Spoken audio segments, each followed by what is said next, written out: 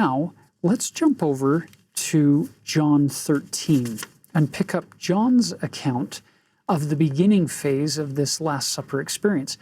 And you'll very quickly realize that John doesn't cover the sacrament. He doesn't have an account of Jesus introducing the sacrament of the Lord's Supper like the synoptics do. Let's start in verse 2. And supper being ended, the devil having now put into the heart of Judas Iscariot, Simon's son, to betray him. Let's pause there for a minute, because in our King James Version, the word is supper being ended. If you look at BibleHub.com and plug in John 13, verse 2, you will see a wide range of interpretations of this Greek word. Instead of supper being ended, that Greek word could also be interpreted very, very accurately as supper being underway. It could be in the middle of the supper. And that very same Greek word could also be interpreted as supper being ready to begin. It just totally depends on how you interpret the context of how the word is used. And the King James translators interpreted it as supper is now over, which, if you combine it with the synoptic accounts, would kind of imply that they've eaten the meal, Jesus has probably already introduced the sacrament, and now we move to the washing of the feet portion. In BibleHub.com, you'll notice most of the English translations interpret it the other way. They interpret it as supper being ready or supper just barely underway, and Jesus rises, gets a basin of water, and now proceeds to wash their feet, which makes a whole lot more sense, quite frankly, in a Jewish first century context. They're worried about cleanliness. The chief priests of the people have taught about cleanliness before one partakes of a meal, not at the end of a meal, especially when you're talking about your feet. If you look at Michelangelo's famous painting of the Last Supper, or many of the other paintings that have been made depicting this event, it usually shows them sitting at a long table, all in this row, which is great for art depiction. But in reality, if you read John's Gospel, it's pretty clear that they're not sitting at a table with chairs like we might be more used to in a modern context.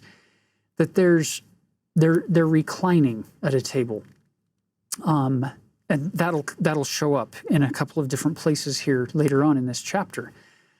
Many people have looked at this, and we have many examples of what you call triclinium tables that are shaped like this, three-sided tables, where you have people who are reclined at the table, because that's what free people do. They're able to recline. At the Passover, back in Egypt, they were slaves. They never had the luxury to be able to just recline and take their time and enjoy a meal. But now we're free, and we're celebrating that part of freedom. So this is one potential option for how the Last Supper is laid out, which makes it easy for those who are serving to be able to come in and replenish the bowls and the plates of food, because they didn't usually eat with your own individual serving. It was usually communal meals. And you can picture in a Passover setting all of those different elements being laid out here. So you can see how, with feet sticking out from the table, how easy it is to now get to those feet to do the washing. So he makes his way around the group, and verse 6 says, Then cometh he to Simon Peter, and Peter saith unto him, Lord, dost thou wash my feet? Now, I don't know about you, but if you picture feet in most settings, most contexts and cultures today, we live in a fairly clean, hygienic society today compared to the first century, when they're wearing sandals, walking in dusty, dirty roads and paths. And there's a lot of other things on those paths that they're walking on. The feet would have been very unpleasant to interact with. And here's Peter. You can picture him pulling his feet in, saying, no, no, Lord, you're not going to touch my feet. That is an assignment that is reserved for the lowliest of servants to do. Did you catch that? That's something that usually the lowliest of servants would do. Now here's Jesus, who's the greatest of all, who condescends and makes himself into the lowliest of servants as an amazing symbol, object lesson for what he's about to do when he's going to go into Gethsemane shortly and then onto the cross the next morning. So Jesus said to him, "What I do thou knowest not now, but thou shalt know hereafter." And Peter's response is, "Thou shalt never wash my feet." And Jesus answered him, "If I wash thee not, thou hast no part with me." It's at this point where Peter realizes, oh, this is an ordinance. And so he says, "Lord, not my feet only, but also my hands and my head."